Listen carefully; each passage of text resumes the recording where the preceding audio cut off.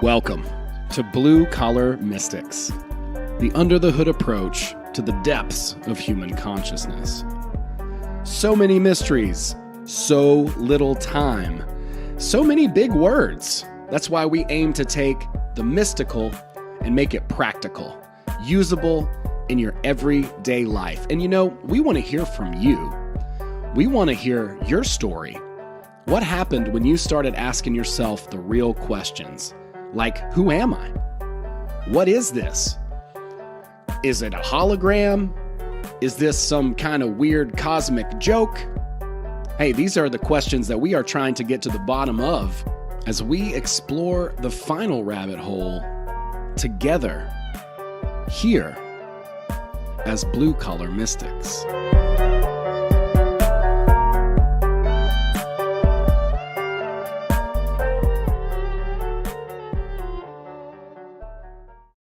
What's up, everybody? Welcome to the show, Blue Collar Mystics. I'm your host, Owen Hunt, aka Bootsy Greenwood. We have an awesome show for you tonight. Be sure to rate the show. Be sure to let your friends know. Share it out. It costs you nothing. It's something that really helps us. We're just definitely trying to grow here. We got an awesome show for you tonight. Broadcasting on YouTube and our Facebook group, as well as on the Rock Fin. So check it out, check us out, and get active in the chat. If you're here, say what's up. What's up, honey? Honey says hi. Just made it just in time. Welcome. Thanks. Glad to have you. And we have some amazing guests tonight and a really cool topic. I'm hearing an echo. Are you guys hearing an echo when I'm speaking? That's kind of strange. Let me check my settings real quick. Yeah, that's why I muted myself real quick to just eliminate the possibility that it's my fault, because that has happened before. Might be me, but I don't hear an echo. Okay. Cool. I don't hear it now. I don't hear it now either. I think I muted myself, so that means it is me. Well, I also changed the setting too. It could be the volume, Christian, because I noticed your headset and your mic are on the same piece, so maybe the volume's a little high and we're picking up the volume that's coming through your headphones and through the microphone. Let me turn myself down a little bit. How does that sound? Well, we'd have to talk. Am I echoing? I don't hear it anymore. Awesome. Nope. Awesome. Problem solved. I think we're good. Yeah, I've had some issues with this platform. We were just talking about that in the past, and nice to be able to troubleshoot. That's really, really good. Thanks, everybody. The fun of doing a live show. Yeah, it is the fun of doing a live show, but I love it. I can't help it. I love it that people are able to engage. They can chat in. You know, we'll open this whole forum up and really get into it here. I'm really, really excited to have both of you guys on. We have Mark, Mystic Mark from the My Family Thinks I'm Crazy podcast, the purveyor of the Alt Media United Collective. Welcome, Mark, to the Blue Collar Mystics podcast, man. Oh, man, this is a really cool occasion. I'll say almost a year ago, you and I met at Porcupine Fest. This is kind of synchronistic. And then also, you just addressed me as Mystic Mark here on the Blue Collar Mystics podcast, which wasn't in existence when we met. And I actually can say that it was after our conversation that I actually started to own Mystic Mark, because I came up with that name when I was an artist, and it was how I sold the art I was making. I never thought I'd call myself Mystic Mark on the podcast, but it was our conversation where you mentioned, I'm going to go to Owen Hunt instead of Bootsy Greenwood, right? I don't know which one to call you right now. It's a battle in my mind. Like, oh, don't say Bootsy, call him Owen. But either way, thank you for having me, brother. And this is a real treat. Dude, it's an honor. I've been meaning to have you on here for a long time, even since the first episode. But you were on my last podcast. We connected. I've been on yours, and it's awesome. Meeting you at Pork Fest was really, really cool. And I do think this is synchronistic. For whatever reason, when I was just writing this morning, you popped right into my head, and I was like, I'm going to send him a message and see if he's available. I love it. So thanks for making the time. And Christian, you can find on Instagram at Earth Magic Rising. Christian, welcome to the show. We've talked a couple times, and man, it's a pleasure to have you here. Yeah, man. Thanks for having me on. I really appreciate it. I think I first heard you on your podcast with True Seeker about a year ago. So it is just crazy that we're having a conversation and we're doing a podcast together. I feel like it's definitely something that I manifested. 'Cause I mean, and you can't forget that name, Bootsy Greenwood. That just stuck in my mind. I was like, this guy's awesome. It was an awesome conversation that you two had, and I was like, this guy is awesome. And then you actually reached out to me on Instagram, so I definitely feel like it's the power of manifestation. And yeah, I'm happy to be here. Dude, I love what you represent. You have like such a cool mix of this sort of political philosophy sort of type of thing, as well as the mystical aspect. And I'm here for that. I think Yeah. we all are. We really all have that in common, because I really do think that these principles, these ideas, they overlap. They're spiritual, and and they work in the real world too. And so I love what both of y'all are doing. I think you're both great. Glad to have you here. James will be popping by, I believe, here a little bit later, folks. So the Admiral hits himself. I know he's also very passionate about this topic. We've had a few conversations about sovereignty on the show and just talking about that. And that's something that he has been pretty fervent and piquant, which means spicy. I had to look that one up, after a long day of reading, but about these topics. But this really cool new show, I guess. I haven't seen it. I saw the trailer for it, and I have the trailer that we're going to play. It is called The Anarchists, and it is streaming now on HBO. Christian said he saw the first episode of it and was kind of impressed. I'm excited that it is something that is kind of coming out. These ideas are now coming out of the toothpaste tube, and there's no putting it back. And it's kind of interesting right now. I feel like there's a ton of things that are happening that are head scratching, and information that's kind of coming out into the public consciousness that I would think would kind of be anti what I would expect, I guess, like things that would kind of work against the establishment, things like that. But I think there's also just a lot of rhetoric and a lot of reframing that happens in the media and stuff like that. So I'm interested to see what the progression of this show is. I'm very happy that some of these ideas are being shared, because, when I was in school, going through college, we learned a lot about political science and these different types of things, or we supposedly did, but we certainly didn't hear all sides. I want to have honest conversations about these types of things and not leave any stone unturned. And in a modern society, it seems like we just kind of ignore the things that we don't want to, as a mainstream consciousness, the things that we don't want to kind of leak into society, the little sticks in the spokes, as it were. And philosophically, like a lot these ideas between spirituality, sovereignty, self-ownership, they overlap perfectly, and it always shocks me when I see spiritual people wanting to, I'd say, control or decide for somebody else. It just is puzzling to me, because it seems like it goes completely against what spirituality is for.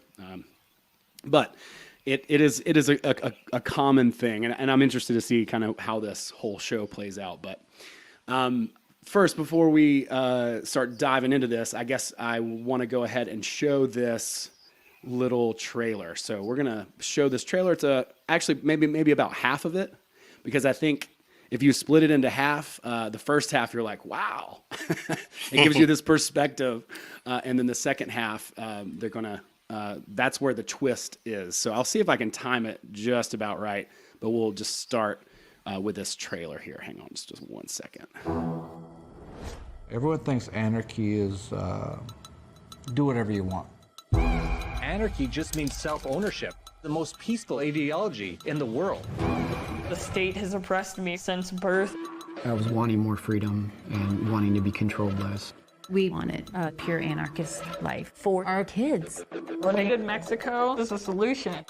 What would you think about a conference in Mexico?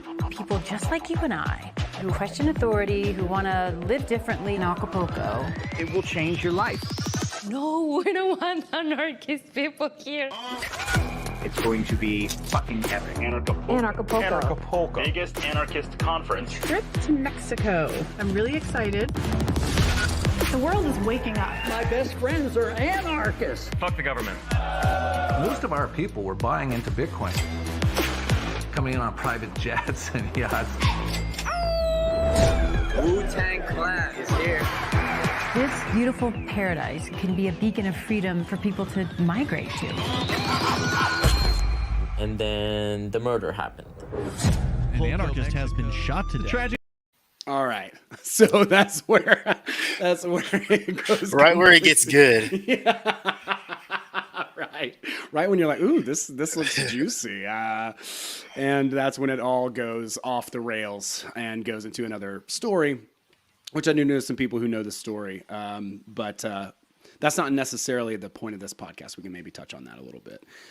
Christian, I'd love to hear maybe opening remarks from you since you have seen it with obviously as little spoilers as possible. I mean, only the first episode is out right now anyway, so you can't really spoil the show. But I'd love to hear what you thought about it. Yeah, I was pleasantly surprised, still a little apprehensive. We'll see what happens as this series continues to unfold, but I thought it was a pretty good depiction of that kind of Anarchapulco movement and a kind of a pretty good explanation of anarcho-capitalist thought. I think they did a pretty good job.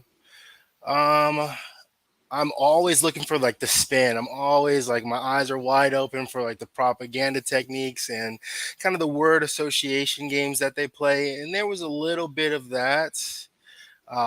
There was an attempt to kind of associate that movement with Ayn Rand, and people have mixed feelings about her, and she was just decidedly not an anarchist, but she definitely did contribute to that line of thought. So I mean, I thought it was overall a pretty good depiction, and it was really educational because I wasn't really too well versed on the whole story of Anarchapulco and how it kind of came about.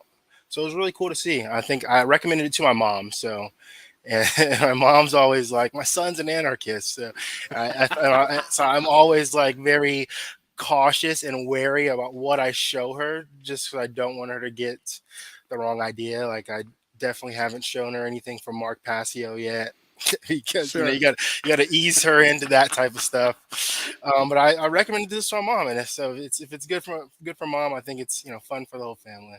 Awesome, man. That's great. That's great. Yeah, I think there's a huge misinterpretation of what anarchy means and or can mean. It really has everything to do with just self-ownership, self-ruling, especially from that angle. I know there's a lot of different philosophies on it. There's a lot of different spins on anarchy and what it is. What we saw over the past couple of years and what people consider anarchy. I think most people, the first thing that comes to mind is chaos. And like the Anarchist Cookbook and a bunch of punk rock stuff. But there are many different philosophies, and we'll get into sort of the basic ones that this particular movement follows. Any thoughts, Mark, on the trailer so far? Yeah, it's hard for me to comment on something I haven't seen other than the small clip that you shared, but it's a privilege to be here with Christian, who identifies as an anarchist. I personally haven't taken a stance to identify with any political group, not because I'm against it or for it, just sort of choosing to remain neutral at this point. But I will say, from my take, if I were to have to associate with any group, it would definitely be the anarchists, because it seems like this concept of anarchy really is a response to the increasing taxes and theft of property and theft of sovereignty that the European royalty has promulgated from the old world and, of course, here in the new world. So, yeah, it's definitely a system that I can agree with for sure. Yeah, man, I think that's very well said. And I'll go on record again and say something that I've said a bunch of times. And I think there's a multitude of ways to sort of organize society, groups, etc. And I like the fact that we can have an open discussion about it. We can talk about a lot of different things and possibilities. I don't think anybody's here like, I have the one solution, and everybody else, you're wrong. It's got to be like this, and we write it specifically like that. And so there's tons of debate groups and different things like that where people bounce ideas back and forth. Will this work or will that work? What's better? I think, speaking of Mark Passio, I think I heard him one time say there's no such thing as hyphenated anarchy, which I laughed my ass off at, because that's an excellent point. If you're going to fly the black flag, then it's up for good. And so underneath it, that sort of I guess lack of rulership, whatever sort of relationships or ties that you want to make, you're free to make. I think the biggest thing, and what is so compelling about this particular brand of anarchy, is the idea of voluntarism, the idea of a more of a like a moral base, like there is some sort of or form of innate behavior based on self-ownership. I'd love, Christian, if you wouldn't mind maybe talking a little bit about that. What are the first principles of this ideology? Yeah, man. Definitely. So I would say, first, I'd say I'm really an anarchist by default. And I do definitely love the aesthetic of it. So that's part of it as well. But I really consider myself just a sovereign individual. And I've always just had a healthy distrust of the government. I just didn't realize that there was a political philosophy for people like me, and that just happens to be anarchy. So it's really just, personally for me, it's just about recognizing that I am, as a human being, born with certain inalienable rights provided to me by Creator. I'm a very spiritual person. I believe in a Creator. And it's really just about recognizing those rights and asserting those rights. Technically, anarchy means without ruler or without rulership. So really, any system, any like stateless society would be considered an anarchist society. Really, any free society would be considered an anarchist society. And like you said, there's left anarchism and there's right anarchism, and to me, it's kind of all just useless bickering. I really just identify as a sovereign individual, and by default, that makes me an anarchist. And I would agree with that and clarify what I said earlier, because it seems like human beings are naturally supposed to live like this, right? And it's only since the advent of these governments that want to restrict all these limits on our freedom, that there would even be a need for anarchy, because in most societies that are not a part of this modern civilization, they have relative freedom. There's a communal decision making that goes on, but as far as anarchy goes, I think most, what we would consider like early, or First Nations people had a sort of anarchist take on government in the first place. We hear about the Iroquois inspiring the founding fathers to create the Constitution the way it was. I think there are elements of anarchy that went into that, but just speculating. Yeah, absolutely. Yeah, I think so. I mean, I think there's a lot of perspectives, right? Like when you get into like how natives would rule, there, I know a little bit more about the Cherokee. I took a Native American religion class in college, and the first day the professor was like, "Don't romanticize these people," which shattered the whole semester for me. But I just remember, different philosophies and different ways they would decide how they would decide whether to go to war. How some societies were more maternal or paternal in nature. They were all set up differently. They were all set up uniquely, and I think that that's the beauty of this philosophy is not that there's a claim to understand the one right way, but that there is an open forum to explore different ideas and different ways to organize things, different ways to but I still do really like the underpinnings of this particular brand, right? Like if we were to go into, because I think it would be fine, right? Like if you want to be like, let's say you and your friends, you're like, I'm a socialist or whatever you identify as that. You go off in the woods, you know, you build a cabin, you don't put locks on the doors. However you want to do it, it's totally fine as long as you're not forcing other people to join that society, right? Whereas if you are all in agreement, then what is being violated there? And I think that's the cornerstone sort of element to think about. Like, how are we pushing, shoving, force? Like even to bring it back to like a spiritual principle. And I would display the infographic, but I've been copyright struck so many times by David Hawkins people. Welcome, Bill. You're right. You're right about that.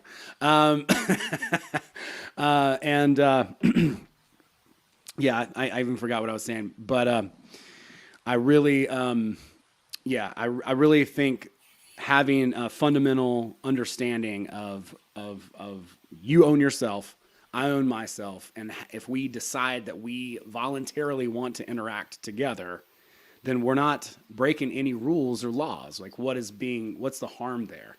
And so from, you know, Mark and I meeting at Pork Fest, that's the basic gist. Pork Fest was basically Burning Man with assault rifles. That was my interpretation of it. How was your experience, Mark? Nobody got shot either.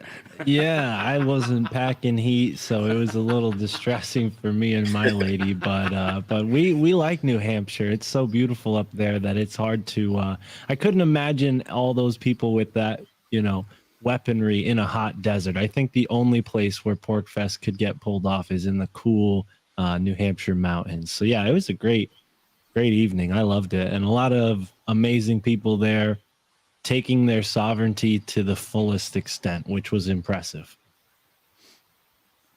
Definitely pushing it. It was a good party, and a lot of really cool people I met while we were there. It was really cool to interact with you. You asked me a question there that was a really hard question. I think you said, like, what does freedom mean to you?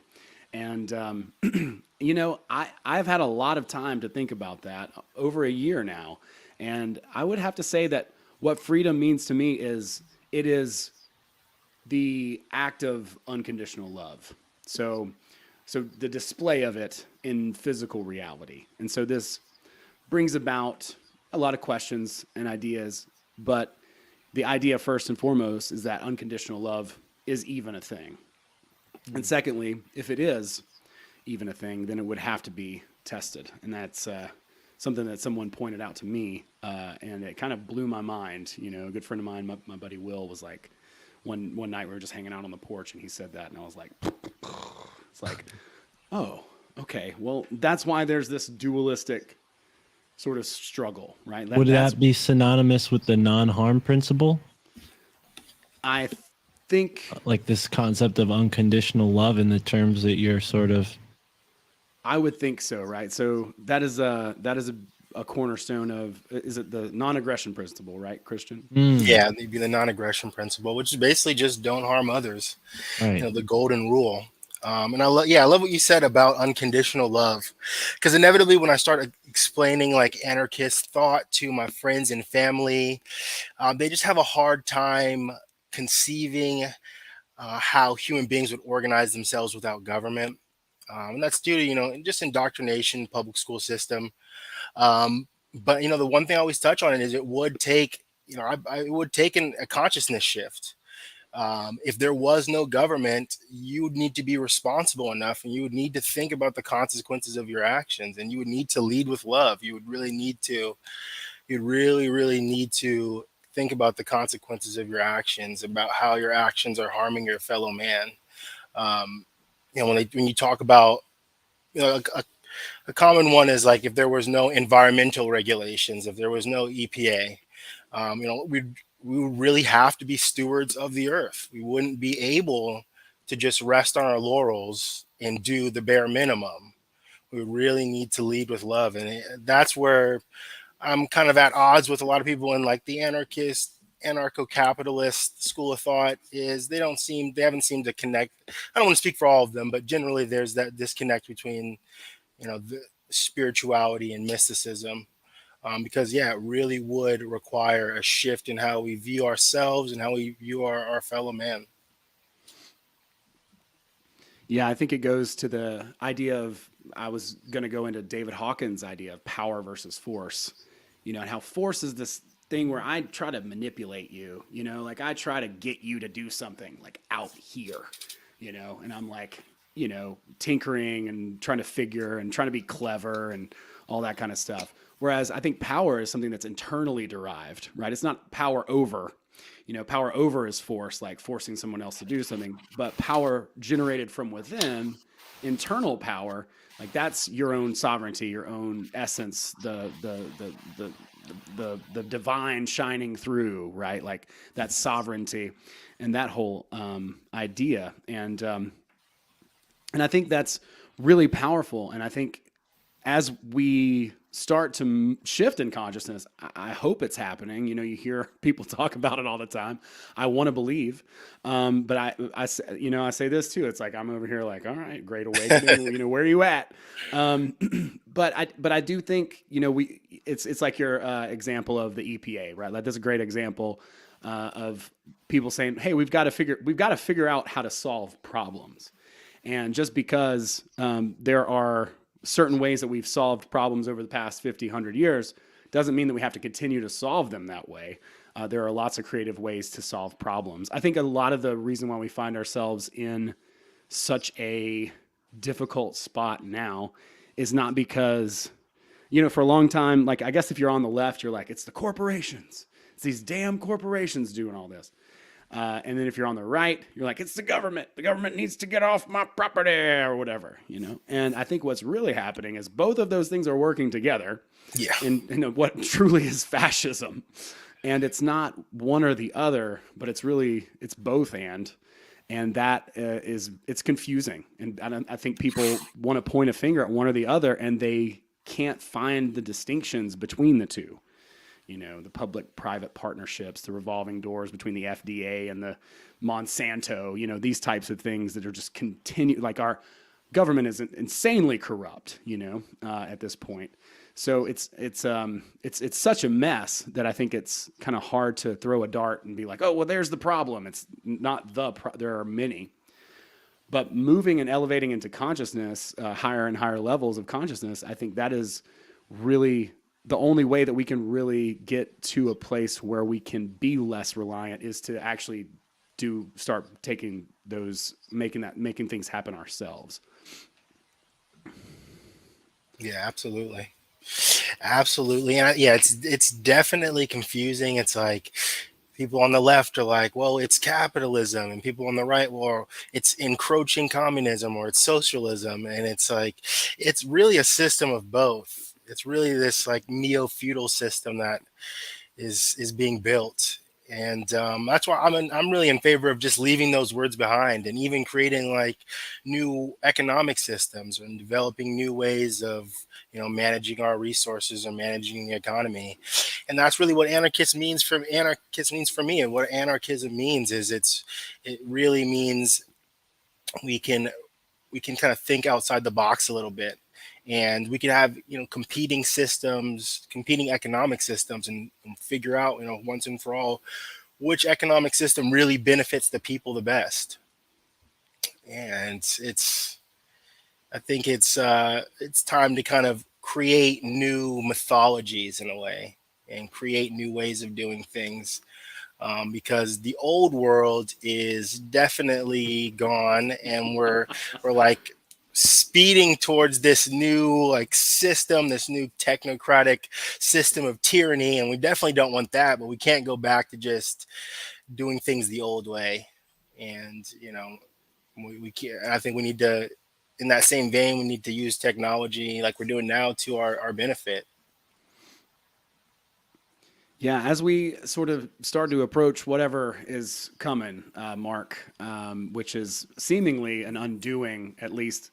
It seems like I got this bit in my act I keep doing where I'm talking about how I misjudged the apocalypse, like how I started buying groceries with my credit card just a few months too soon, And that's kind of like what I thought when 2020 happened. I was like, oh fuck, here we go. Here it all comes toppling down. But it's just seems to be this prolonged, insanely dragged out sort of thing that continues to just slowly unravel and come apart piece by piece. Where do you think we're heading as far as you're a really good community builder? In fact, like a big reason why, there's so much community around your group is because of all the community, all the work that you've done to put a collaboration with Alt Media United together and bring a lot of really cool, like-minded podcasters together. And you've done an awesome job with that. So as we kind of progress forward, how are you preparing, in your network? How are you preparing yourself for whatever the hell is happening around us? Well, as I'm listening to you both make really excellent points, I'm sort of realizing that I'm kind of leading an anarchist lifestyle already, in the sense that I'm not in tune with what the mainstream anything is talking about. Podcasts are probably the closest I get. I don't watch television. I barely ever read a news article unless it's relevant to what I'm researching. So in that way, I think energetically we all can immediately make a change towards a more anarchist mindset and abandon the sort of routine and the mundanity that has become our American culture. And unfortunately, that may mean your family thinking you're crazy, as I have down here on my screen, but that's the risk you got to take. And as you put, I've put together a cooperative of podcasters because I believe in family. Yeah, my family thinks I'm crazy, but I know that there's a larger group of people who are like-minded that I can connect with, and we can all build together. So the goal of Alt Media United wasn't just to form a community. It was to equip people with the mindset and the tools to be able to navigate in this 2.0, 3.0 internet space, where censorship is clearly a big barrier for a lot of people, not to mention all the other things that can go on with technology that we as podcasters maybe are gifted communicators, but we're not always the most tech savvy. I myself am one of those people. So through me learning, I try to bring everybody along with me. And yeah, luckily for everybody, I'm coming out of the background, and we're making an Alt Media United podcast where we specifically focus on the tech stuff and help people sort of understand that, because it is a little weird. So I guess without going too far into promoting Alt Media United, my point is that there are so many solutions. And as soon as you adjust your focus away from, things like this documentary, I was prepared to tell you guys all about how HBO is, part of the Leviathan, which it pretty much is, this AI whole, whatever you want to call it.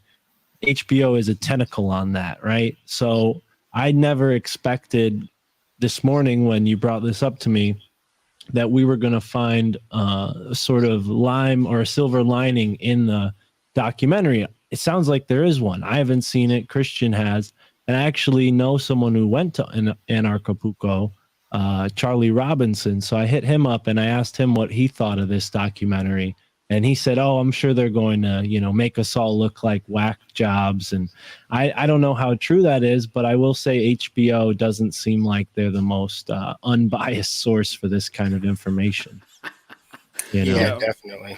No, definitely not, dude. But I think that just goes to show how powerful a movement like Anarchapulco is, that they need to even put attention on it in the first place and try to divert the attention into letting the normies, so to speak, think, oh, there's one more reason why my grandson or my cousin is crazy, right? Or maybe that's one less person who would be open to that sort of concept. So they are trying to still win this war of attrition for our minds. And the quickest way you can fight them is by freeing your own mind and inspiring others to do the same.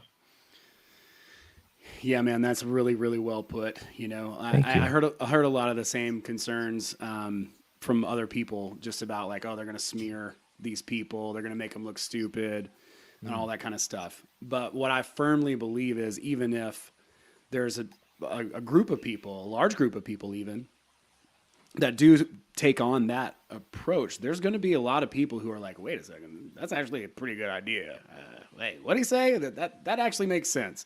You know, I guess they could try to make these folks look like crypto bros and, you know, people like that who want to take advantage of financial situations or something like that. That could be one way. Well, and the timing of it is interesting considering all the news about crypto. I'm also not really participating in that other than being a part of Rockfin. And yeah, it's sad to see some of my friends lose a lot of money. But yeah, it's interesting the timing of this documentary in conjunction with that. That's what I keep on thinking. Just the timing is very interesting.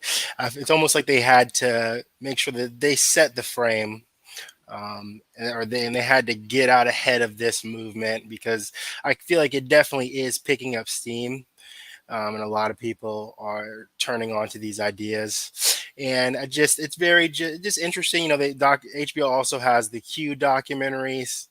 So I'm sure there's kind of an attempt to kind of associate those two movements just in the minds of their viewership as well. Yeah, I would love to hear about HBO's shadowy roots, because I do love HBO. They do make some good drama television shows, but yeah, man, I would love to hear more about their backing. I can give you guys a quick 101 on what I found briefly. So Henry Luce is the person you need to know. And I can even share my screen and show you this guy's crooked little smile. He looks like a trustworthy character. What do you think? Let's see. What are your thoughts on this guy? It's not.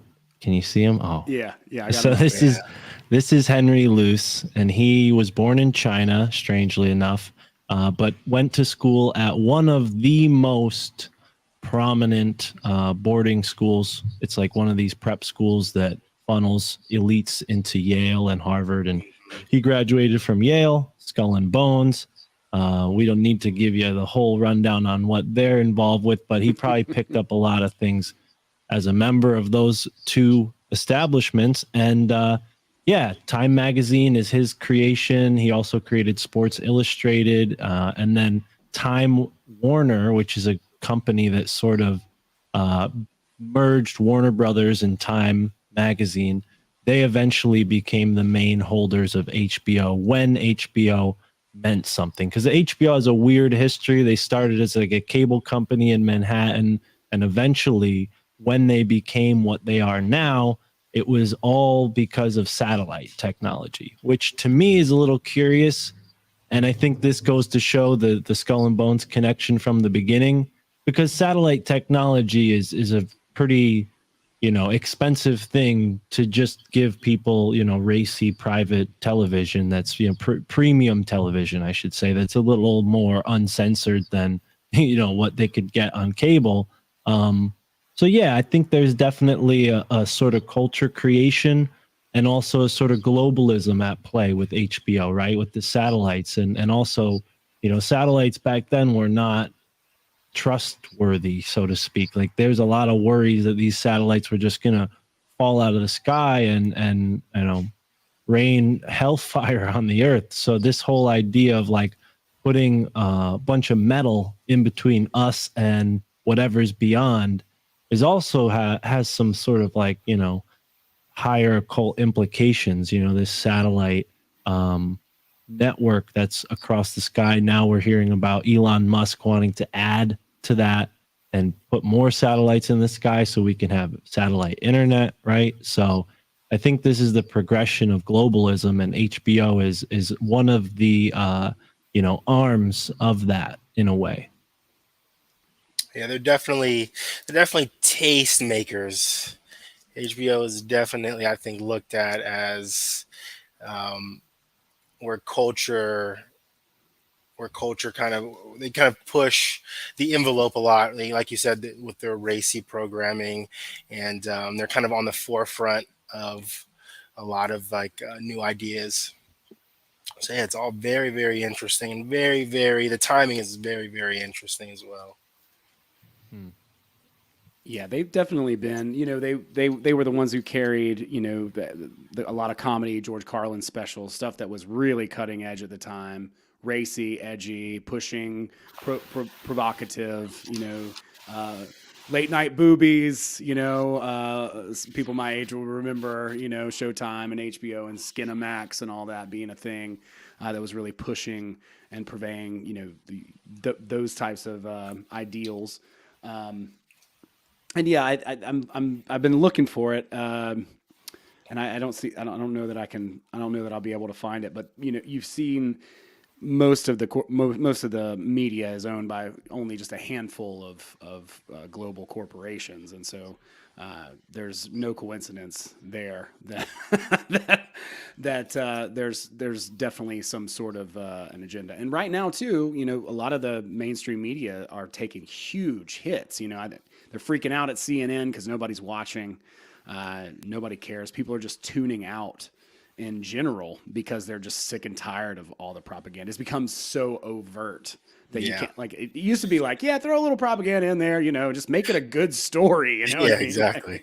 But it really has gotten pretty absurd by now to a lot of people, and it's turned a lot of people off. So I think, it might be a little bit them shooting themselves in the foot if they're not careful, letting too many of these ideas out of the bag.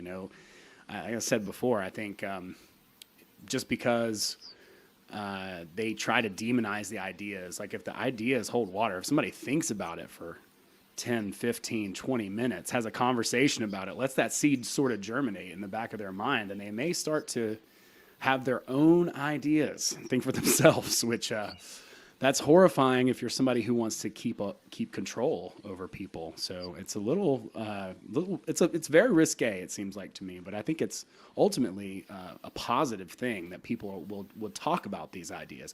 My mom, for instance, she is a longtime Christian, and I would talk to her about libertarianism, and say, Mom, you own yourself, right? Like, that's the basic principle. It's like, you own yourself, right? Like, nobody else owns you. Like, you're responsible for you. You're responsible for your words, your ideas, your actions, what you do. And so is everyone else culpable for what they do with their meat? Like, I own my meat bag or whatever. And it took her a while to kind of really catch on to that. But even over the past few months, she's like, I don't really see how I can tell somebody else what they can or can't do with themselves. It's up to them. And I imagine there's karmic consequences for whatever we choose individually. So, it's kind of cool to hear her say that out loud and just be like, look, I can't really say, we all have preferences, right? And that's what a lot of these debates come down to, is what our preferences are and what we think is right or moral for us. But ultimately, like, owning ourselves and not forcing anybody else to do stuff, it's pretty simple. And it seems like about 90% of the population can't do it also. It's hard. It really requires that you let go of, like, you just let go a little bit, really just kind of loosen the reins and allow people to make their own decisions and allow people to even make their own mistakes. I mean, I talk a lot about, I was into psychedelics when I was younger. So I talk about, like, drug decriminalization a lot. And, I don't think smoking methamphetamine is like a good idea. I don't think shooting heroin is a good idea. But I also don't think we should be putting people in jail if they decide to experiment with those substances. And people have to be, at a certain point, have to be left to their own devices to make their own mistakes and learn from their own mistakes. That's what, that's really what being an adult is. And so anarchism really just requires that you let go a little bit and kind of allow people to be human. I think there's a spirituality to that too, because when you say let go, that's back to that idea of unconditional love. It's like, if there is some sort of creator that gives you that option of whether you recognize that creator or you shun it or whatever. It's like if you have a kid and you're like, hey, look, you at a certain point are responsible for yourself. There's only so much I can do. You could run out of the house and do X, Y, or Z thing, or completely shun or turn your back on anybody who's helped you, what have you. It's totally up to you, and we have to have that option in order to truly choose. Otherwise, it's there's no choice, and someone who kind of like is that overly protective type is only going to really hamper the development of whatever it is that they're trying to raise, or whatever it is that they're really trying to allow. I mean, that's got to be the hardest part of being a parent, because I know I can't imagine what was going through my parents' mind at certain times during my development. I feel like I should apologize for some of that. Yeah. Because it must have been really tough. But I think they've both, in my case, done a pretty decent job of just letting me, because they knew that I was just going to do whatever the fuck I wanted to anyways. So, ultimately, I think they were able to just let me do what that is. And that's part of it. That's part of learning, is making mistakes. And in an environment where you can't make a mistake, you can't grow, you can't learn, you can't develop. There just doesn't exist that way. Yeah, absolutely. Absolutely. And that's really like the foundation of anarchism, at least for me, at least for what I consider anarchism, which is really just a cool kind of edgy term for self-sovereignty. I mean, I just love the looks that I get when I wear like this hat, or wear something that says, I have a hat that says Jesus Christ was an anarchist. It just it provokes a conversation. But for me, yeah, it's really just about self-sovereignty and really just being a human being, and just existing in this physical 3D realm. Yeah, I think it really, I really just do. I feel like these two worlds, they really do commingle. It seems paradoxical, because it's like we are all one, but we're also separate. Both of those things are true at the same time. But I mean, that goes directly with the Kabbalion, that all truths are half truths. We are here to sort of resolve that paradox and understand it from a higher perspective. It's really interesting that these ideas are coming out the way that they are now. And so many things, like lately, it just seems like things are really starting to escalate. Yeah, things are definitely escalating. Like you said, I think there is. I'm a little bit hesitant, but I think there is some sort of an awakening going on. Definitely, there's definitely a rise in consciousness, and people are being exposed because of the internet, because of podcasts like these and new media, alt media. They're being exposed to a lot of new ideas, and I think that's what a little bit of this documentary was. It's like, how can we control the narrative? How can we make sure that we frame these people in a way that isn't going to be too disruptive to the system? So we'll see as the show goes on, but like a preemptive subversion. Yeah, exactly. There was a lot of, they really emphasized the kind of the more capitalist aspects of that movement. And, it wasn't, I thought it was a pretty unbiased look, but I could definitely see there's some framing going on. Seems like clever sophistry, Yeah. It's you can't be too over. Once in a while, they throw in a curveball. That's right, dude. Well, I mean, if you want to piss everybody off, just run into a college campus and scream the word capitalism, as loud as you can, and people will be like, "Oh my God, I'm bleeding," because that's another one of those things where it's when you mince words and the definitions of words, and you change what they mean, and they mean different things to different people. It just it's just a recipe for disaster, because nobody's on the same page. Like, our maps don't match. Exactly. And that's exactly it. Fucking clever as well. Let's see here. Okay. Cheney, what's up? That's a good question. That's a good question. Yeah.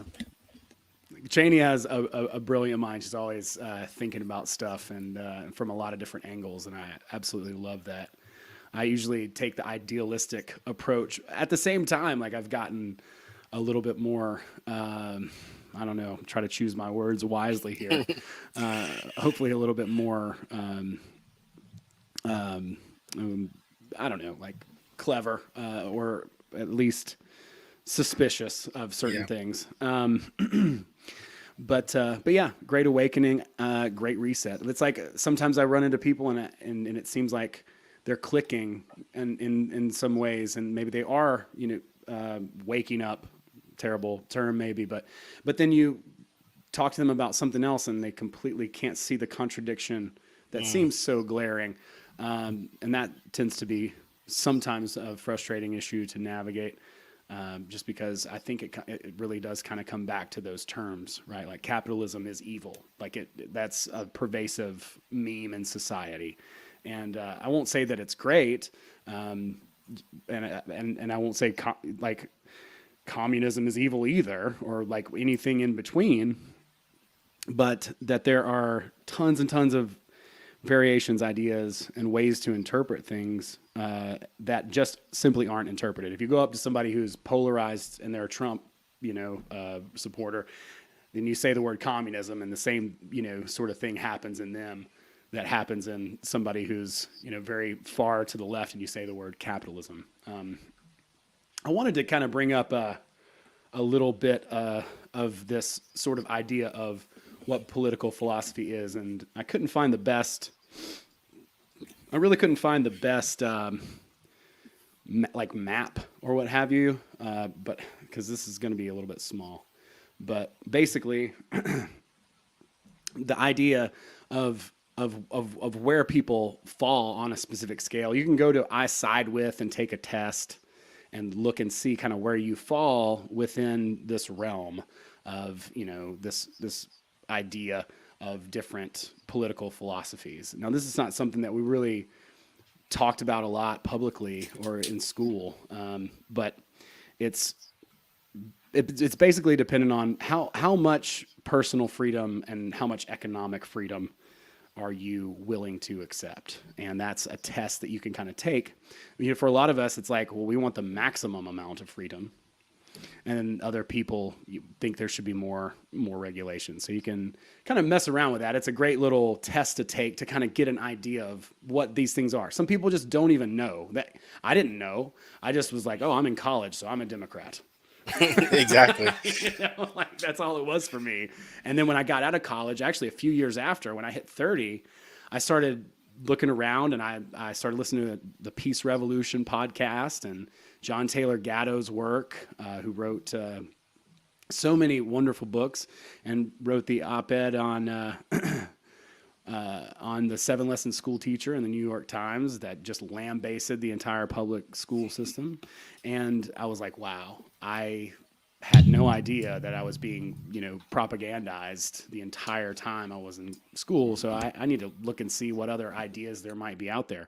And some of the academic ideas I think are still good ideas. There's relevance to them, and I'm definitely open to talking about complicated issues. But at the same time, it's pretty insincere when you don't get all the options, when you don't get all the different possibilities. And when I got out a few years after, I was like, well, what am I missing? And so I went on a bit of an exploration and started to look into many different other philosophies and people like Lysander Spooner, people like who was who was an abolitionist from the start. Even when it was popular, right? When it was unpopular to speak against slavery. Total abolitionist. 100%. Yeah. In every case, he was like, I didn't sign shit. He's like, all these old men signed some piece of paper. He's like, I didn't sign that. You didn't sign that. You're not under any obligation to you didn't agree to it voluntarily. So why would you be beholden to it? Then there's Etienne de la Boetie, who even probably 100 years or several hundred years even before Lysander Spooner was around, was talking about these ideas, was talking about the politics of obedience. That's a great little book, and there's an audiobook actually available of that on our page. Several other people, Frederick Bastiat, like many great old philosophers that we never heard anything about. I had never heard their names mentioned in public school, and I think there's a big reason why. But if they can wrap that into a documentary on HBO and talk about how they were, I don't know, certain types of people, they could just attack their character, ad hominem attack, and just make them look silly. That's what a lot of, I think, arguments have come down to in public society, where there's just like, they just attack people's character. And if you can attack their character, then that's good enough as an argument to mean that whatever they say is wrong. Like, oh, they're a crypto bro or whatever, that type of thing. So let's see here. Seems like the awakening has been happening in waves for a very, very long time. Wise words from a friend of mine. But they have been gaining momentum the whole time too. Yeah. Shout out Star Pilgrim. That's right, Ben, my man. Yeah. So it is just an interesting time, and it is crazy. It is, I think, very, very funny and coincidental that a lot of these ideas are popping out right now when it's just total clown world. Incredible. As we hurtle towards the synchronicity at ever increasing speeds, I keep on saying, what a time to be alive. I'm really thankful to be here. I can't imagine being born in any other time period. I really, as much as it's tumultuous and there's so much going on, it's also very, very exciting. And I just keep on reminding myself, like, life is meant to have conflict, and there's that's part of it, and we're kind of meant to struggle against the powers of be at the time, and this is kind of all just part of the process. Like the suffering creates growth. Yeah. I've been feeling that a lot lately. I don't know if it's just because I'm a Capricorn moon and it's a Capricorn full moon right now, but yeah, there's definitely that energy this year for sure. Yeah. And I hope it's true, because I've been suffering this past year. It's been a little rough, but yeah, it definitely creates that growth and it creates that evolution. Yeah. Mr. Beat says it makes us blossom. I know this guy I'm bringing in, he's going to agree. It's the wild man himself. Ladies and gentlemen, welcome to the stream, Mr. James Thomas, aka Admiral Hits. How's it going, brother? No complaints, man. No complaints. Awesome. No doubt. I've met Hits before at Pork Fest a year ago. What's up? Nice to see you again, brother. How you doing? Excellent. Even better now. That's good. Yeah, my life right now is a big tidal wave of awesomeness. Good to hear. So I'm just riding the wave on top and just trying to stay on the board. Oh, it's quite a wave you're riding, housing that UFO of sound that you guys bring around with you. That thing is fantastic. I've seen a bunch of videos of you guys doing that at different festivals lately. It's cool stuff. Yeah, it's my little fuck you to the status quo, I guess. It's been super rewarding, and it's amazing how much we stopped to take and really just interact with people this year, and how much it really means stuff to them, and how important it is that we're doing it. So it's baby steps, man. It's like I just I filed for a nonprofit on Saturday to start bringing this to nurses and medical professionals and first responders and veterans, and the festival is a big part of bringing that and supporting that, and then getting that to the local areas to stay there permanently, so it doesn't leave when we leave.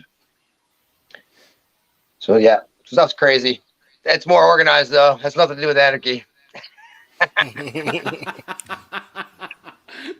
But no, it doesn't, right? Like, it's like because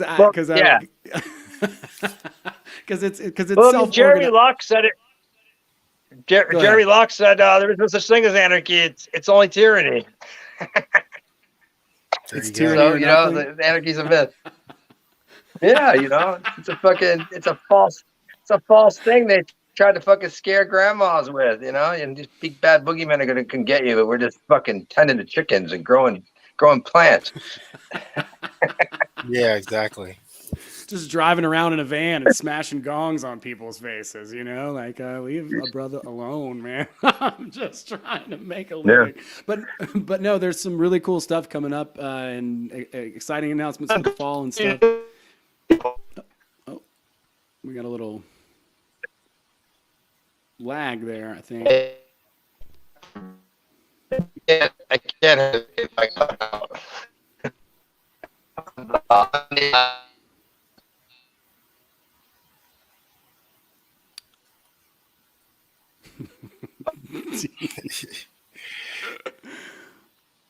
See if you can pop back in, James. Yeah, look. See if I can get you. I'm gonna just be an observer. I'm gonna listen to you guys. Okay, no, you're good. You're good. No, we were just talking about that. I sent you that. I sent you that HBO clip of this show that they are doing, the Anarchists on HBO, and it's got Jeff Berwick and Larkin Rose and some of these type of people. And I just thought it was really interesting that this came out. We've been talking about the timing of it and really just about the ideas in general and what we'll be facing, how we should sort of proceed forward, as a group, as a bunch of people who are voluntarily interacting and connecting with each other. And I think that's the pinning point of the sort of this sort of flavor of anarchy. Is that it's people choosing to work together. If you were to take a bunch of people, let's say you took 10 people and you said, okay, you're going to sit down, we're going to force you to work together and you're going to make the best album of all time. And then you took the Beatles and you were like, all right, you guys can break up, you can do acid, you can go out east and talk to yogis, you can do whatever you want. And you're basically saying the Monkees versus the Beatles, because I'm pretty sure the Monkees was exactly that. They hired each one to.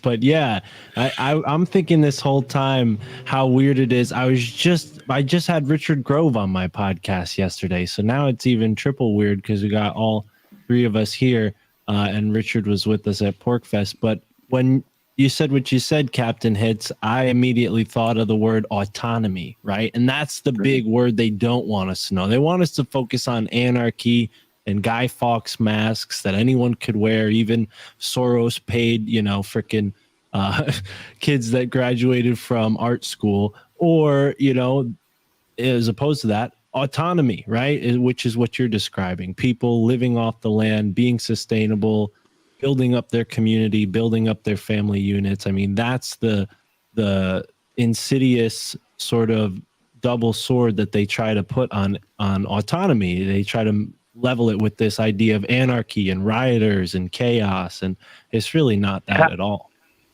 Well, it's kind of funny that they sell all that, but God damn it, if we're doing that stuff, we're too fucking busy farming to do any of the shit they say we're gonna do. Right. I'm a fucking 12-hour day of permaculture, man. I'm gonna fucking hit the sack. The fruits are gonna wake me up tomorrow morning at 6 a.m. Well, then that's the thing. The biggest thing they can do to remedy that is cut out this factory farm food system, because if people got around to having to work for their food again and participate in that kind of work, they'd probably be healthier individuals. They'd be at least grounded from working with the land instead of in some, illuminated fluorescent factory, So yeah, I think you're hitting at the heart of it right there with that, because, the truth is they've made it so much easier with the Industrial Revolution for one man to control 100 people. In the past, they had to really, really work to get people to follow order, because they could always just go and run away and find somewhere else to live outside of the king's domain, right? So nowadays, go ahead. That's what separates communism from capitalism, is the fact that the government is going to manage this million people, or Bill Gates or some other asshole, Bezos, is now managing that segment, that 100,000 or 500,000 people they employ. And so it's just an outsourcing of resource management, essentially, because it's all. I mean, all these countries are just, and this is what the thing is with anarchy. every one of these countries are just farm management systems for resource and labor extraction. And so they've got a monopoly, and they don't want us fucking tying into that. They don't want us fucking that up. And, you know, and it doesn't matter kicking and screaming, saying that, you know, it's revolution or danger, this slippery slope or that slippery slope. The real fucking fact of the matter is they want to harness your labor. And they don't want that. They don't want you using your labor. You are property of the state. You're fucking part of the inventory. That's what your birth certificate is. You know, so it's like they can't, under this current system, they can't just sweep us all up the streets like they could in Russia in the 1800s and do away with us. So they have to fucking, you know, they have to create propaganda and smoke screens to make people think that the truth is not the truth. And, you know, it's up for us to figure out how to leverage against all that shit and educate people. Because ultimately, I don't know one anarchist that really wants to burn anything down. They just want to be fucking left alone. Yeah. And there are people who realize that nobody's coming to save them, right? Like those are the people who are like, yeah, I don't know what's going to happen, but I know nobody's coming to my aid. It's the ones who are like, oh, well, somebody will take care of me. You know, somebody will, you know, these people have good intentions, but I think you're right. I think, you know, whether it be a state, I think a state and a corporation are basically the same thing. Oh, it's the same thing by proxy. Mm-hmm. And, you know, I think you're exactly right. Yeah, you can't have corporations without states. Right, exactly. Yeah. It's just a way for the corporations to have some kind of element of opposition to, you know, their absurdity. And you know, that's it. There's so many layers to this problem. You know, it sucks that you have to use the word they so often, because they is a very encompassing body of institutions, people, you know, like customs, continuous streams of conscious behavior and tendencies that becomes this big monster called they. But ultimately, it's we. There is no they. We are the they, and you know, we have been brought into, you know, it's like, you know, it wasn't until I was 30 that I was like, why am I using plastic silverware and fucking creating, you know, all this trash and stuff, you know? I was like, I was in a very automated state of consumption, and you know, and like when I started to question, like, hey, what's up with this behavior and that behavior, and it's like, oh man, this is oil companies putting a ton of plastic out there and just making it seem like it's all cool and telling you they're recycling it, and they're not. It's just they've got us in this loop, and we don't know how to free ourselves because, quite frankly, you know, this is a Richard Grove subject. They've dumbed everybody down and taken away their autonomy, taken away their skills that make this system necessary in their lives. And that's really that's the thing with the anarchists is they're all really smart. They're all going to fucking study a lot of shit and a lot of subjects and learn a lot of things to be autonomous, to be self-sufficient, to do your own thing. And you know, the system allows you to be an automaton. And, you know, it's the easy way out. Our ego always goes for the easy way out because it's trying to protect us. You know, so there's so much psychology based in these closed loop systems, and this is the answer. But it's a scary answer to people who don't know anything past, you know, their fantasy of security. And when you get out of these big cities, you realize like so many people are so much closer to that than it appears. You know, people are pretty sustainable when you get out to certain parts of the country, like for instance where Pork Fest was held. I mean, most of the people up in that area for the most part have a certain sustainability as opposed to someone in New York City or even where I live. I mean, I'm only an hour and a half's drive from New York City, and it's not quite a city, but I mean, geez, could you imagine if everybody from the city just had to escape? They'd all be in my little hometown, you know. It's only an hour away. So yeah, I'm worried. I want to get up to where Pork Fest is held and live up there. Yeah, man, I like it more and more in the more rural areas myself, you know, as time goes by. And I think there's really something to being self-reliant. I do think it's easier.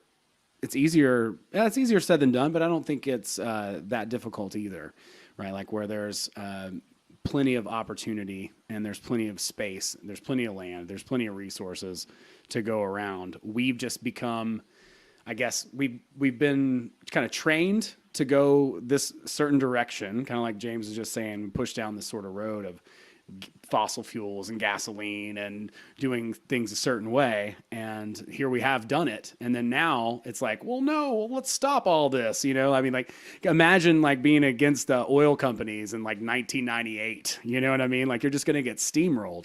Now the whole paradigm is shifting. It's changing. Everything is kind of being shifted or what have you. So I think it's more important now to really start thinking about, you know, self-reliance and being a little bit more independent, more so now than it has been over the past 50 years or more. Yeah, I think one of the things that I'm working on right now is letting go of that scarcity mindset and kind of retraining my brain. I think that's a large part of the myth that perpetuates government and things like that, is this myth of scarcity. And we really live in an infinite universe. And sure, like, specific resources may be finite. Sure, oil may be finite, but we have the ability to innovate and come up with new ways of doing things. And so, yeah, that's something I'm really working on right now, is letting go of that old programming that's still like tinkering around in the back of my mind. It takes a lot, but it's that unlearning aspect. And that comes from our parents, and their parents came from, their grandparents, if you're young enough, came from the Depression era. And so that scarcity created the need for doctors and science and all kinds of things that the system uses to control information. And that scarcity mindset, it's like my grandparents were in the breadlines of the Depression, and that was carried over to my parents, and that was carried over to me. And I've been able to push away and move away from that mindset. But that's a tough one to pull away from when you don't have anything and you're hungry. Yeah. And it's like, I don't have enough. I got to get there. Right. And so you just reinforce you not having enough when you're in that thing, in that loop, and we've all been trained to continue keeping ourselves in this state so that we can need the system in some way. Yeah, I think this brand of philosophy it really tends toward a sort of invisible hand. This sort of idea that there's like a laissez-faire type of, like, I would say, even natural kind of system in play, right? That's sort of balancing itself out. It's its own living entity. And I think, with a lot of people who would talk about that as a market, I think we can see it just as clearly, and just if we separate that and just see how human beings are interacting, right? Like, we just naturally are going to trade stuff, do things, create things, make food. We want to continue to survive. And that is part of the abundance. I think the abundance comes from the ability to be able to create, to be able to harvest resources and provide. And the more that we can sharpen those skills and be able to do those things, the more you can kind of see how nature plays in to how we interact and work together. I think there's a magical sort of element that is that kind of invisible hand, if you will, or, the transurfing way to say it would be outer intention, which I like a lot because it sounds less like divine will, destiny. It's just, outer intention is the idea that it's win-win. It's like, I do something, I benefit, and also so does everyone else, as it is good for the goose, it is for the gander, or whatever. Let's see here. We keep getting some really spicy comments here. Only Putin didn't get a girl with us. Someone just said in the chat. Thanks for that. I like what Bill here of 13 Questions had to say. He said, I heard someone say the other day that the first two principles of anarchy is, 1, the freedom to express yourself however you want, and that means however you want, and 2, being able to defend yourself, which is basically the First and Second Amendments, which is definitely those are the two things that are really under fire right now. From an academic perspective, from a media perspective, those are the two things that people are being rewarded with if they can upend, if they can subvert, and if they can make those things look foolish and clown on it. Then you might get an HBO show. Yeah, it's a little bit mind-boggling just how far we've drifted from the original principles that this country was founded on.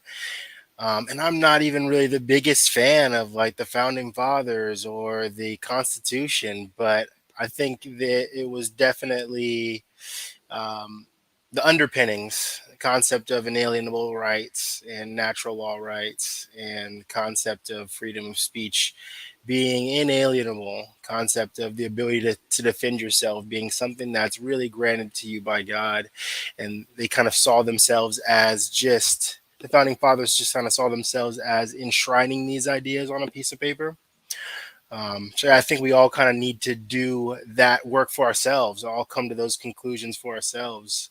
So we don't have to be reliant on that piece of paper, on that document. But yeah, I would definitely say those two principles are definitely in line with anarchy, with the principles of anarchy. And I would think that most people sort of inherently know not to steal or rob or hurt or murder or maim someone else. I think there is a small percentage of the population, maybe they don't, they're sociopathic, psychopathic, narcissistic, what have you. But I think, the majority of the population has good intentions. And I don't know, maybe there are arguments to be made for the stockade and bringing that back for the thieves. There's definitely arguments to be made for the guillotines to be pulled back out into the streets. And and I mean, people have got to. I don't know. People have got to see through some of the absurdity that has been passed off as real at this point, because it's just getting more and more ridiculous. I hope so. I think so. I believe people are seeing through the absurdity. Sometimes every now and again, I'll run into a friend or family member that's still completely propagandized and still thinks it's all just the conservatives. And if we can just vote them out of office, everything will be fixed. And that's a little distressing sometimes. I have a friend of the family who like falls asleep watching CNN and MSNBC, and I love him talking to that guy. It's just a struggle sometimes. So I'm like, but yeah, I do think a lot of people are waking up, and at least they're becoming more open to new ideas and different ways of doing things. I think as long as we can have a conversation, as long as we can let's just bring things on the table. And I think sovereignty is really the first principle to where you can just unpack the whole suitcase. We can talk about anything. Let's start here. Let's start from something that's really fundamental and pragmatic and simple and a baby can understand. Because I mean, had we come up in school with the idea of like the non-aggression principle, it's basically, don't start none, won't be no shit, right? Like, and if you're a kid, I remember being in school and some bully would punch me and I would punch him back. And then, the teacher would be like, well, I don't care who started it. Yeah. I'm going to finish it. And well, that's not that. All that matters is who started it. I mean, does it matter who starts the war? Absolutely. So I don't know. I think a little bit more, it's like somebody wrote a book called Common Sense a couple hundred years ago, and it was like a couple hundred years ago, and I think a lot of people don't necessarily see a lot of things that would be considered to be. Can I make a prediction? Sure. I think one day someone will write a book about comedy and how it was essentially what humanity needed to maintain the freedom that we are cherishing what's left of right now, and hopefully we can strive to widen that and open that up for more and more people as humanity grows older and older. But I mean, we got to give credit. Even the podcasting world was really pushed forward through comedians. I mean, the most popular podcasts starting off were all comedy podcasts, and they brought the audience. And you mentioned George Carlin earlier because we were talking about HBO, and And someone like him is a great example of a comic who has like a tremendous amount of gnosis or the potential to wake someone up with their comedy. You know, you yourself, Owen, you're a comedian. The guy I work for, Sam Tripoli, you know, like these are people who are waking people up. And I think we need to give credit where it's due, you know, because laughter is that great barrier that, or not barrier, it's a barrier breaker, you know, it breaks barriers down and teaches people that we can all have that in common, if nothing else. Yeah, it's powerful. I mean, and you look where did comedy? It started here. It started, you know, really with Carlin carrying the torch and Bill Hicks and on, you know, but Lenny Bruce really challenging the system and being someone who was literally arrested in this country for things he said on stage. If you can imagine, like we can't imagine that now, but that was literally happening. And so I completely agree with you. You go anywhere else and there's no comedy culture anywhere else. I believe it's because of that principle of understanding free speech, right? And I'm with you, Christian. I don't have any affiliation to a bunch of guys who cut down a cherry tree or whatever the fucking hell, you know, like that doesn't mean anything to me. Well, I think probably every country has this idea that they probably give to their citizens. I remember listening to Naomi Park's episode, and as hyperbolic as it seemed, I imagine a lot of the stuff that she was saying was probably true. They just like, you know, sing to the emperor and all this stuff that you don't know any different. They were just trained a certain way. And so I think a lot of countries, they're trained that way, but the principles are really what matter. That's what's really important. And I think there's something inherently that at least most of us understand that we kind of all get. And that's why comedy is amazing, because it points to the absurdity between the truth and the lie. It bridges that gap and connects it and points out how people are being taken advantage of and how absurd certain ideas can be in society. I've seen a lot of comedians recently stand up and say some awesome, make some great points. I sometimes wish Bill Hicks or George Carlin was still alive. Yeah, man. If they're both still with us. Well, everybody knows Bill Hicks is Alex Jones, so he's just in deep cover right now. But whenever he's done doing with that, I watched like the first 10-15 minutes of the Carlin documentary on HBO.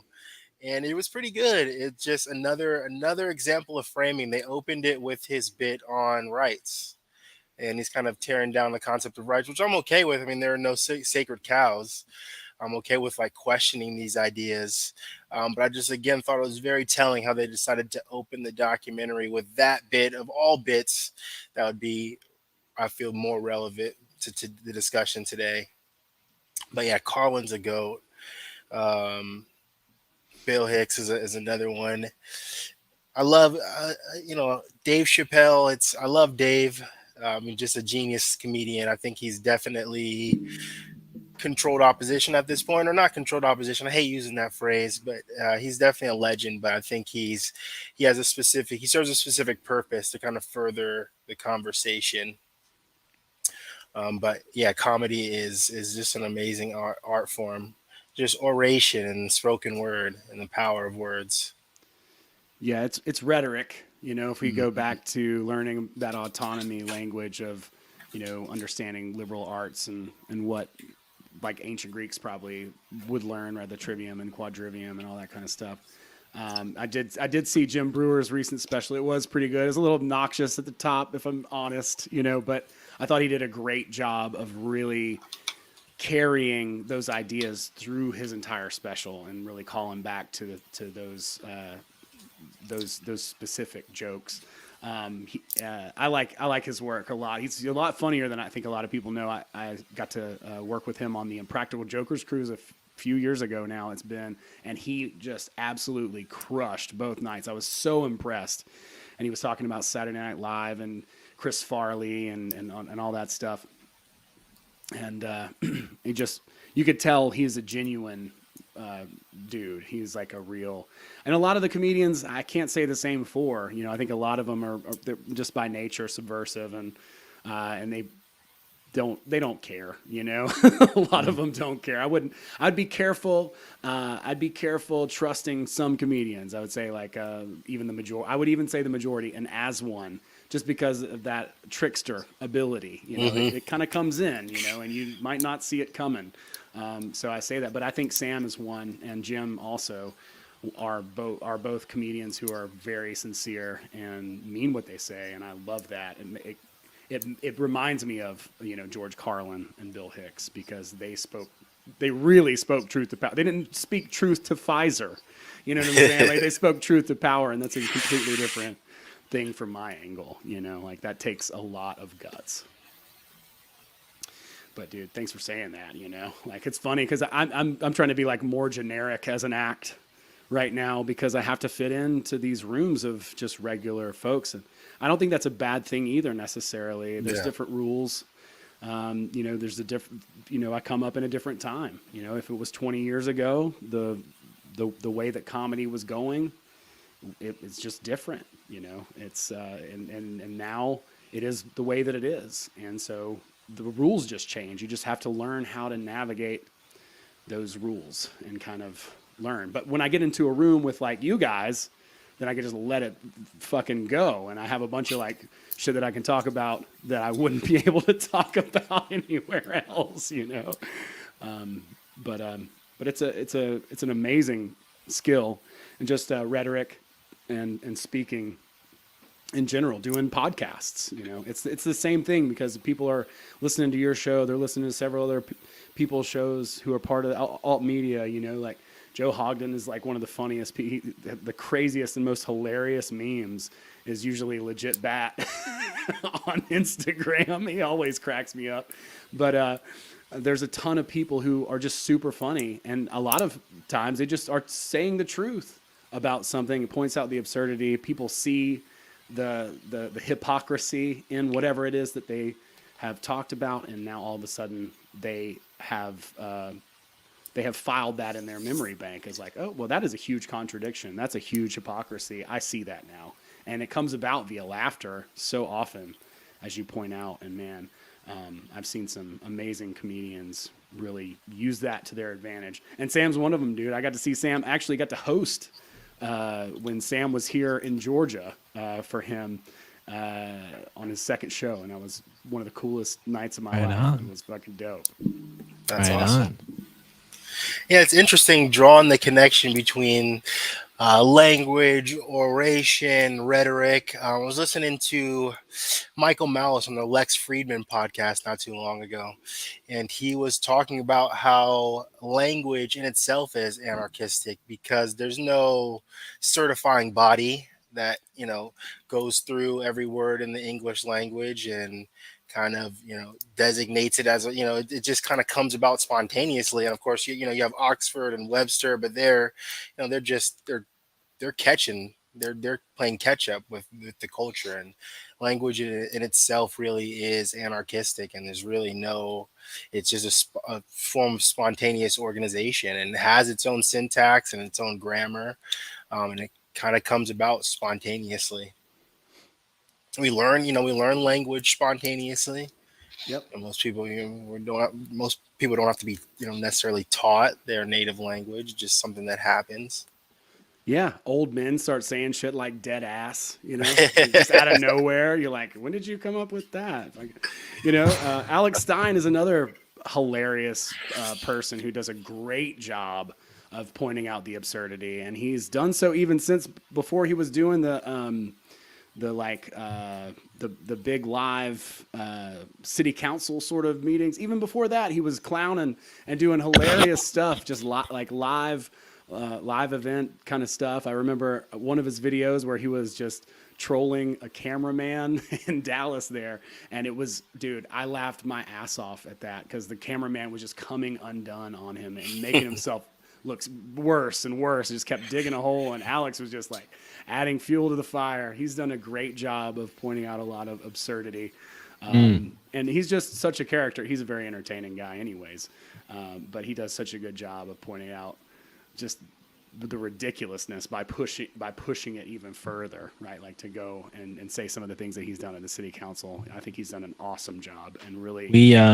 I got to play cameraman for Alex Stein last time he came to New York City, and it was the Pride Parade, which I personally would never make the choice to go to one of those things. Just not my thing. I had a fun time going along with Alex Stein. I'll say that. I never thought I'd end up at a Pride Parade, but there we were, and we were interviewing people. And I got to say, the questions that we were giving people were leading.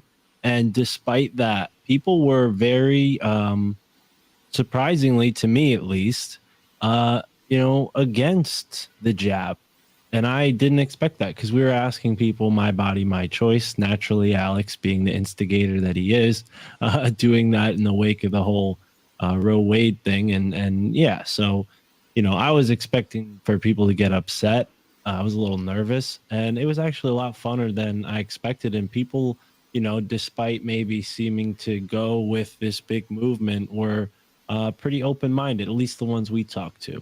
So yeah, that was cool. And, you won't see many of those takes make their way into the final cut, unfortunately. Only the divisive takes get made into the final cut in the YouTube and Twitter videos. So have fun watching that. I was the camera guy. Oh, dude, I saw some of those clips, and you did a great job. It was really fun to watch, and I'm encouraged to hear that because honestly, it's been that way for me. I went to LA in February. I didn't know what to expect. I was like, oh my God, it's going to be just, I'm like, am I going to be able to speak at the conference? Do I have to show papers? Like what is going on? And when I got out there in February, it was like nobody really cared. You would have thought that it would have been just absolute freaking fascist bootlicking, like put on your mask, put on 10 masks and all this. It wasn't like that at all. People were actually, I saw more people in Venice than I'd ever seen before. They were out and about, just rollerblading, biking, lifting weights. It was like a DJ's setup. One of the homies here in the chat was there. And we got to meet for the first time and hang out, and it was really, really good. A lot of the stuff that you hear on the news and in the corporate media is just not even close. I think the biggest enemy at this point is demoralization, right? Like that's what it all amounts to. And I think we have to protect our mental state more than anything. It's like you were talking about earlier, Christian, with talking about abundance and not falling into that trap of lack, just by strengthening and fortifying our mind, however we can do that. That's number one. Mentality is always number one. And if James were here, he would be all about that too. That's really his big thing is mentalism. So I think that's where we all have to start anyway. It's a really good point. And the world is just naturally abundant. So we have to remember to keep that in mind and start to unlearn that dependence kind of state that we've been fostered on for our entire lives since kindergarten. Since the beginning of time. But I wouldn't rather be alive in any other time either. Exactly. We get to be here. We get to talk about this. We get to laugh about it. It's honestly hilarious. So much of this stuff. And I have so many hilarious friends who can poke fun at it. And that's great. And I think as we continue to like move forward and continue to develop our relationships and build our own communities, I think there's a lot of natural aspects that happen. There's some things that just take time, and it's like a stew. It's like a marinade, and people start to develop better and better relationships, foster more and more trust, and start putting more and more things together. And we've learned a lot from, I think, a lot of people's mistakes. I think we can learn a lot from this show once it's all said and done, and some of the things that they had successes and failures with. First of all, don't name your movement the Anarchists. You know what I'm saying? Make it like a nanny's sewing brigade or something like that. You got to be something different, and just be out of the way and a little bit clever about it. But I think it's a beautiful time to be alive. It's a really cool and interesting thing to see and watch. And yeah, dude, I really just appreciate you guys both for coming and hanging out tonight and talking about all this. And so many cool people showing out in the chat too. I really appreciate you guys. Star Pilgrim, Bill, Rob. Yeah, shout out to 13 Questions podcast. Shout out to Project Cheney. Those are the two podcasts that I noticed. And then Runes Beats is a supporter of mine and yours, I'm sure. So shout out to them. They make some music. They got a YouTube channel. Yeah, dude. Runes Beats cracks me up, dude. But the best comments on the live streams and on the videos and stuff are really, I really love really love that guy. He cracks me up. And Ben, Star Pilgrim, Bill, you guys are awesome. Yeah, dude. So I'll share this one little story because Ben was we were able to meet out there in California, and on the last day before I had to fly back, we're like, oh, let's go out to Venice, and that's when we went out, and it was so cool and refreshing to see everybody just like, fuck it. The last thing on their mind was, you know, the rules or what we were supposed to be doing, and we're like just walking around. And we're down in Venice Beach. We just so happened to stumble upon this cool dance party. Before that, we had stumbled upon this drum circle that was just there. I guess they do it every Sunday night, but it was really cool. We're chilling. And then we're all like super vibing high and walking around. And we walk around just a street corner. And as soon as I walk around the street corner, some dude in a skateboard or on a skateboard has a shirt on and just says manifest that shit across the front. And we both saw it and just started dying laughing, just like fucking just howling. Because I mean, there it was. If there's ever been a message, you know, there it was. And so it's been an amazing year already, dude. It's only July. And when I think about how much has actually transpired this year, it seems like a lot has been compressed into a short amount of time. Yeah, it's hot where I'm at. So at the speed that the year is feeling it's going by, I'm looking forward to a nice autumn breeze because it is hot where I'm at right now. I'm soaking in the sun over here. Where are you at? I'm right outside of Philly. Okay, cool. Oh, right on the East Coast. It's humid. Which can be a little uncomfortable. But I'm seeing you over there in that sweatshirt. I'm like, how's this guy doing it? Yeah, I had to come in so full anarchist regalia today. So right got on. the Nature World hoodie, Faces of Evil. Right I on. wish they had Bush Jr. on here. He's my favorite. But yeah, he's my favorite. But I got the AC cranked right now. Right on. I'm actually going down to Pennsylvania this week. Actually, I'm going down to see Michael Wan in Lancaster County. So. Oh, awesome. Yeah, I love Philly. It's beautiful out here. I went to New York last weekend before last, and it was a little bit more humid. So I think you might enjoy the weather out here. It's really nice. Right on. Cool. Hell yeah, man. Well, you guys are awesome. I really appreciate y'all hanging out. It's been a good live stream. I'm excited. I'm going to figure out a way to watch this show. Folks out there, if you're interested in these ideas, a couple people I think are great. One is Larkin Rose. He's written 3 different books. One's called The Most Dangerous Superstition. It's real simple, real straightforward. He just the whole time he's just like harping on how authority is the biggest lie that we've been fed our entire lives. And when I read that book the first time, it took me a minute to let that sink in. Like it would. You know, like the idea of anarchy or even autonomy, whatever, it's so far removed from our consciousness for like our entire life that it's really hard to even try and picture a world where there's not some governing body, some centralized authority that decides, you know, what's right and what's wrong. And you know, we see all the corruption around. It's difficult to visualize that, but I challenge you to try, right? Like it's worth it to just try and see what that looks like in your mind. You know, I don't think anybody's trying to sell a utopia here, but I do think it's important to think about, you know, what does it look like if there's not an authoritarian rulership that's making decisions on our behalf, regardless. You know, it's really, you know, as the technology kind of gets funneled more and more and points more and more, it almost doesn't matter what the rule set is at that point. But we're being governed versus choosing, right? Voluntarily and interacting with people. The monkeys versus the Beatles, I think, is a great metaphor. That's perfect, Mark. And James says Jeremy Locke. There's a book called The End of All Evil.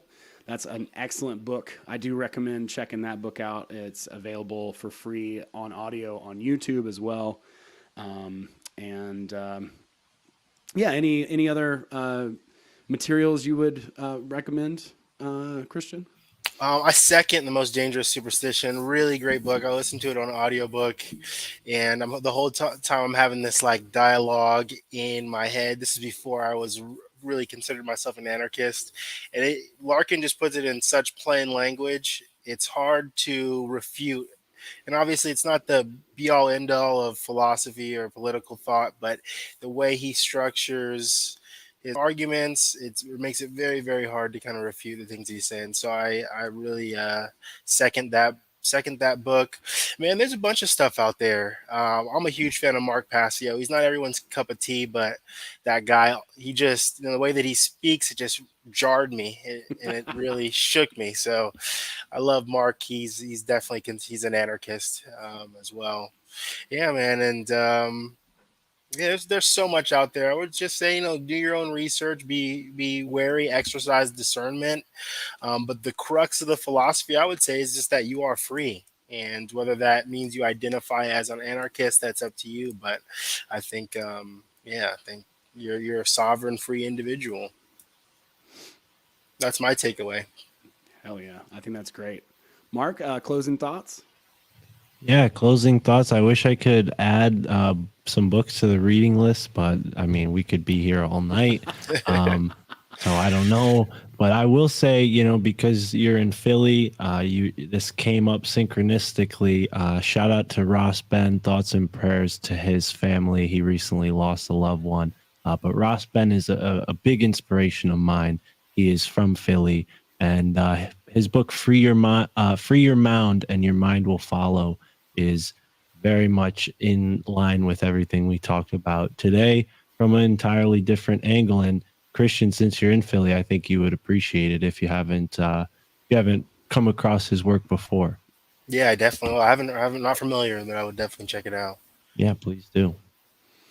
That's awesome. Well, everybody, be sure to follow the links below. Check out the My Family Thinks I'm Crazy podcast, Alt Media United, Juan's new comic book also is coming out. You want to say? Yeah, this comic book that I'm in. Yeah, this is funny because I'm starting to think that they're playing pranks on me. If you look at that character in the comic book, it doesn't even have handlebars on its mustache. I'm like, what the heck is this artist doing? All love and respect to Juan and Paranoid American. They're hardworking on this comic, but my guy looks like the Cowardly Lion from The Wizard of Oz, and I don't know. I think they need to update the image. Oh, here he is. Well, this is probably the best picture I've seen of me. But either way, yeah, it's a really surreal thing to see something like this, because I liked comic books when I was a kid. I wasn't a huge comic book fan, but yeah, this is all Juan, Juan and Paranoid American.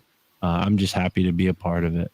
That's awesome. Well, it looks great. I'm really excited to see what develops from this, and it's all been it's all been a part of you putting all this stuff together. Yeah, well, and this came from partly the show that I do with Juan and our friend Chris, who's also featured in the comic book. So yeah, check that out. It's on the My Family Thinks I'm Crazy feed. It's called Illuminati Confirmed, and we definitely need to have you on, Owen, because you have a show I've been tuning into where you're going into the Illuminati a bit. So I think we could have maybe even a swap cast or something. So that would be cool. Dude, I'd love that. That'd be great. Yeah. And I've had Thomas Gorence on that show, and Joe Roop as well, talking about, magic spells and the history of the Illuminati, which if you guys hadn't caught those episodes out there, they're really good. They're a little long, but they're really, really good, especially that first one. You're not going to see. Oh, people tune into this type of stuff for long form. Never say that like that's a disclaimer. That's a compliment. The fact that you could spend a lot of time talking about it. Anybody could do a 30-minute podcast on anything.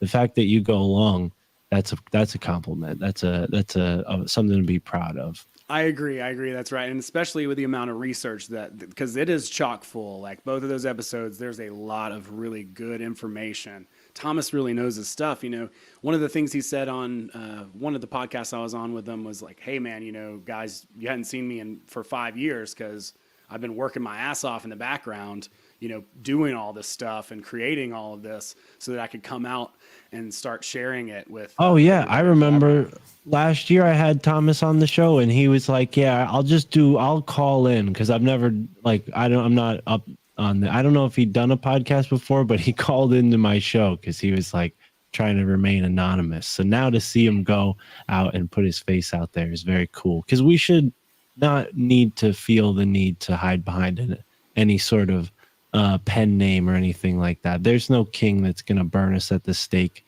in this country, fortunately. So yeah, let's be proud of our names that were given to us by our parents. And I don't know, I like Mystic Mark, I like Bootsy Greenwood, but Owen Hunt and Mark Steeves have a cool ring to it too, right? And Christian is just Christian, I assume, unless Earth Magic Rising is a surname you go by.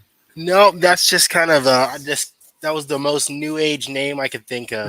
And I just kind of stuck with it. And I thought it was cool just because I feel like I don't read as a new age kind of guy when I'm walking down the street. So I thought it'd be a cool kind of juxtaposition. But yeah, my personal name, my website was christianpierceconsulting.com. It's not up right now, but yeah, Christian Pierce, definitely put my full name out there, my face as well. And there's my Instagram. Right now that's all the social media I have, and that's all I'm working on getting the website earthmagicrising.com up. But yeah, check me out on Instagram for now. Yeah, man. Right on. Yeah, and we should do a podcast together. I'll get in touch and we'll have you on my show. Absolutely. Dude, that's right on. You guys are awesome. Thank you so much for hanging out. Thanks everybody out there. We got some spammy comments. It keeps distracting me. I appreciate everybody. Thanks, honey. Thank you, Ben, Bill, everybody, Rob, Runes Beats, just Cheney, everybody. You guys are all great. Much love. Thank you guys for hanging out. And yeah, let's keep building the community. Reach out. Let us know if we can do anything for you, because we're here. You're here. We're all here in this crazy scenario, whatever the hell this is. And I appreciate the fact that we get to spend this reality together. So thanks, everybody. We'll see y'all on the next episode. Have a wonderful, wonderful week.